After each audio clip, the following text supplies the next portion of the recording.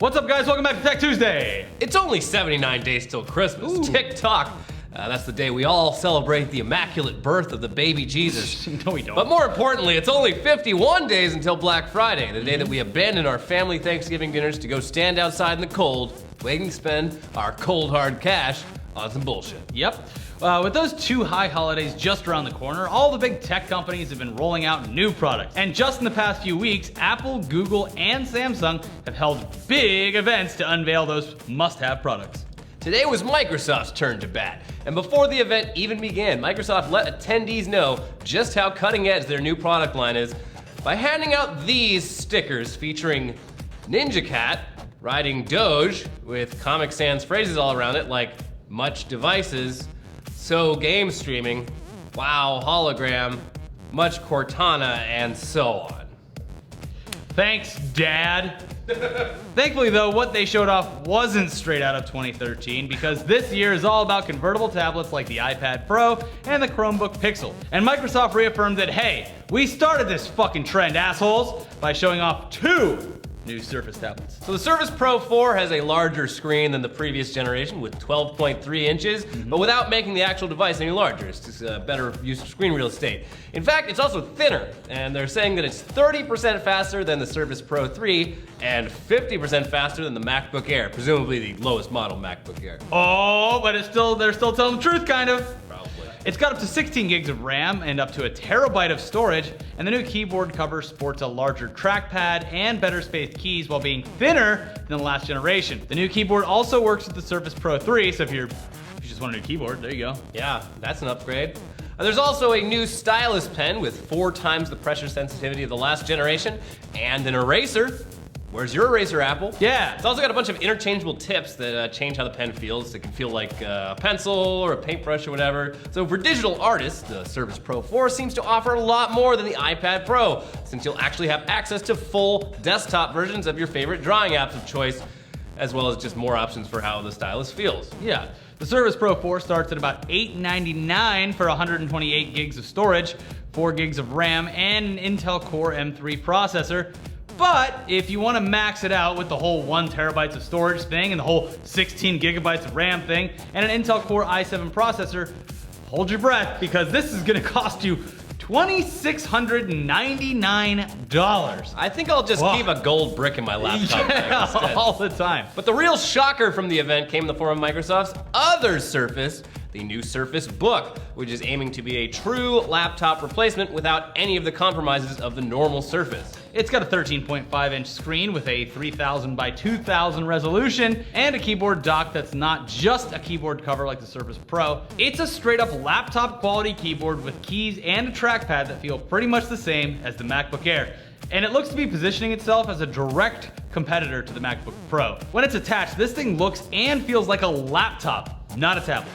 Microsoft's making some pretty big claims about how powerful this thing is, especially the model that comes with the discrete graphics processor unit, but of course that comes at a very hefty price. The base model with 128 gigs of storage, 8 gigs of RAM, and an i5 processor is gonna cost $1499.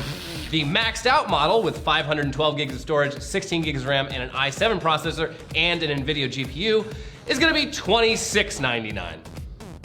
So for the typical consumer out there, just stick to a normal tablet at around $600 to $800. Well, the ones with the GPU, they're like, you can play games on it. I'm like, sure, okay. Everyone's playing Candy Crush on this $2,700 Microsoft Surface Pad. It's great. Sure. Yeah. Now, in other hardware news, Microsoft showed off their next generation of their band wearable, which is still mostly trying to be a fitness wearable, but now boasts more smartwatch features as well. It also just looks like a lot less of a shitty version than the first generation with a new curved display, and it's gonna cost you $250. Pass. But there's so many options out there. Yeah, it's So, not. yeah, I don't know. This looks really good if you just are constantly working out in a variety of different ways. Yeah. If you wake up, you go for a jog, and then you go for a bike, and then you play some golf. It'll track your golf some swings. rowing, yeah. Yeah. All those types of workouts, and maybe you have a heart condition that you need to monitor. Bro, you're doing your 24/7. push-ups wrong. Correct your form. Yeah. Other than that, nope. Too expensive and not very functional. Then they also unveiled the new Lumia phones, which are sure to excite the dozens and dozens of Windows Phone fans out there. Phil, Yeah, he's Phil's here. not in here. Okay. He's out buying his new Lumia phone. Yeah, he said, bang, bang, bang, bang, let me in. I'm here for the Lumia phone. I mean, they are now running Windows 10 on these phones, though, which is pretty cool. Because Sure. now, if you buy their display dock, you can hook your Lumia up to a screen and keyboard and use it as just a really fucking shitty desktop computer. Who's using all this? I don't know. But now, the coolest moment of the whole event came in the form of a new HoloLens demo showing off a game called Project X-Ray. They're calling a, quote, mixed reality game because it combines your actual surroundings with digital enemies that you shoot with holographic weapons that attach to your arm. It looks cool. It looks really fucking awesome, especially since the whole thing is contained within the HoloLens itself. There's no wires, no cords. You don't need to connect a phone or a PC to it. It's all up here. Of course, now this is still just a tech demo. We have absolutely no idea how cool the final product will be when it drops probably years down the line. But Yeah. Microsoft did say that they'll be selling HoloLens dev kits in early 2016 for $3,000 pop. They're accepting applications today. Yeah, get your application in. You Yeah. have to do a credit application and Yeah. then a regular application, and then you have to put your home on the line. You have to do a new mortgage on your We're home. not just gonna give this shit away. Yeah. It's the fucking HoloLens. Refinance your car.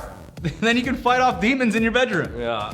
Now, just for reference, the Oculus started shipping its first Rift Dev kit 3 years ago, and the consumer version still isn't coming out until 2016, but, you know, whatever. It's probably safe to assume that a consumer HoloLens is not going to be shipping in the very near future. No, not at all. No. This is still very far away, and it probably sucks. They haven't really let anyone use it except for like very controlled tests, and they said like your field of view sucks, there's lag. It's gonna be a long time before this thing is actually as cool as they make it seem in these Yeah. presentations. Yeah, just talk to anyone that ever bought the Google Glass about their investment, and then you'll see whether or not you should Yeah. spend $3,000 on this. In the meantime, though, there's a VR solution that's out now. It only costs $30. Yeah. Remember Mattel's ViewMaster? I sure do. Well, thanks to Google, it's back for a new generation, and it's basically a really sturdy Google Cardboard for kids. Oh, great. Like the original, different, quote, experience packs offer different things to look at and are centered around different themes like space and wildlife and faraway destinations. It's not a huge leap forward for VR, but it's a pretty significant jump for cardboard. Now that there's a consumer and kid-friendly entry point for it available in places like Walmart and Toys R Us, it's bound to be big. Yeah, they got brands involved. This is a good step. Now, is it moving pictures or is it literally just the same? so you get kind of- these little discs that look like the old things, but you put them on the table, and it's sort of like an amiibo thing where you see things sprout from Okay. it, and then you can go into it and you do. There's a whole variety of like different applications. Can you shoot at it with things on your arm though? No. Oh, well, that's where the extra $2,970 went. Anyways, it wouldn't be Tech Tuesday if we didn't talk about something Amazon did this week that was either confusing or just plain stupid. And this week, it was their very passive-aggressive decision to stop selling Apple TV and Google Chromecast devices in their online store. Please make sense of this. So their reasoning for it is that they only want to sell video streaming devices that fully support using Amazon Prime Video, which Apple and Google's devices don't. Isn't that their job to develop? But let's be real, the actual reason is that they want to sell more of their Fire TV devices and don't want their direct competitors stealing their business, even if that actually means that Amazon themselves will lose business by banning those products from their stores. Yeah, pretty much every industry analyst that Bloomberg Business talked to seemed to think that this was really dumb for Amazon to do. One analyst said, "This has the potential to hurt Amazon as much as it does Apple and Google. As a retailer, I want to give people a reason to come to me. When I take out best-selling brands, I take away those reasons." Huh.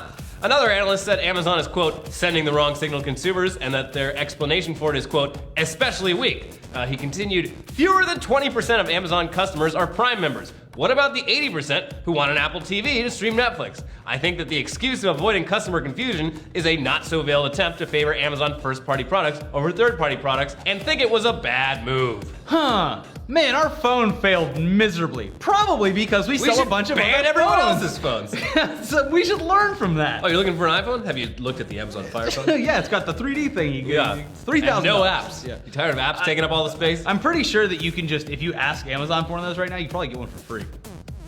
Yeah. Yeah. Tweet at Amazon. Yeah. Just, hey, can I get a phone? I know you're not doing anything with them. But in other bizarre Amazon news, they're rolling out a new program in their hometown of Seattle called Amazon Flex.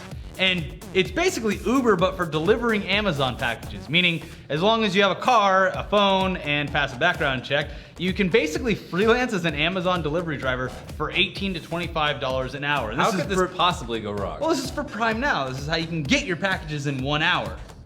Anyway, they're looking to expand to other major US cities eventually as well, so hopefully you're totally cool with your valuables being delivered to you by just some random person in a Honda Civic that filled out a form and got approved to be an Amazon driver. I have no problem with this. I don't If like my it. package got destroyed, I would immediately just talk to Amazon and get it replaced. And I think that it's a lot more safe than driving around mysterious drunk strangers in the middle of the night for Uber and Lyft drivers, and vice versa.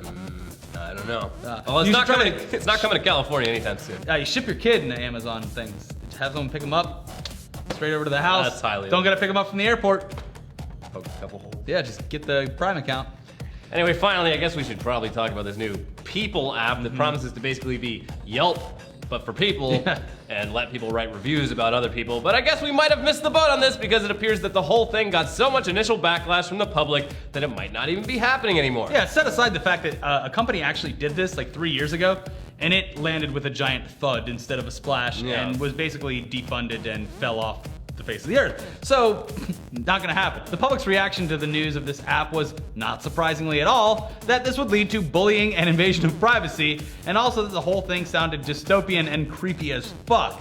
And it's really just a dumb idea that only sounds like it would appeal to catty middle school girls, even though the app's terms of service would ban anyone under 21. Yeah, so there goes your audience. Yeah. Well, now People's website, as well as all of its social media accounts, have gone dark. Though the CEO is insisting that they're moving forward with the app as planned and that the media's got it all wrong. Oh, I'm being bullied right now. Like, I'm being bullied. Yeah. This is a positive-only app. Whatever the fuck that means. This is gonna just dead Well, on arrival. There was a thing too that came out that they were talking about their product a couple months ago, and they were like, well, of course we would have to have features that can rate people badly. What would the app be like without that? But they're still saying that it's a positive only app. The whole thing's pointless and confusing, and Now they're like, oh, apparently won't exist anyway. You have to opt in to being rated. And it's like, Well, who's gonna do that? well, and fucking, like, the only use adults, actual adults and not children would have for this are features that are built into LinkedIn and have been there for years. Just Yeah. like, basically like, this person knows how to do their job. Speaking Cool. of tech news, LinkedIn has a class action lawsuit for $13 million. Good. Those emails are annoying. Yeah, they spam you too much. So if you have gotten spammed by LinkedIn in I think the past like 2-3 years, just Google search the class action lawsuit. You can probably get $2. Yeah, it's something like $2. Have you ever done a class action before? It's terrible. I did one for Red Bull and it was like, Oh, here's yeah, yeah. $5. Great. I mean, it's $5. You can't say no to Go buy $5. a new Red Bull. Anyways, we did another list recently, and it was for the best modern horror movies. This is movies from 2005 to now, not as far back as forever. So Modern classics. go leave your comments in there because we're apparently wrong a lot of the time. Yeah. And that's kind of the fun part is learning what you guys think. And also we have a new podcast up with Kill the Noise, who was amazing to join us. That's Elliot's impersonation. It's a bad impersonation. We also have a new news dump, so check that out too. Yeah. Bye guys.